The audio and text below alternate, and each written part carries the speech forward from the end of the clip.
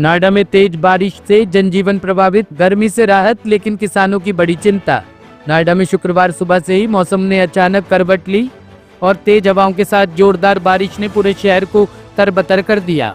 सुबह जब लोग नींद से जागे तो आसमान में घने काले बादलों का डेरा था और चारों ओर पानी ही पानी नजर आ रहा था। कड़कती बिजली और मूसलाधार बारिश ने शहर वासियों को एक और तो भीषण गर्मी से राहत दी, लेकिन दूसरी ओर जनजीवन पूरी तरह अस्त व्यस्त कर दिया। बारिश के कारण नोएडा की सड़कों पर जलभराव हो गया, जिससे वाहन चालकों को भारी परेशानी का सामना करना पड़ा।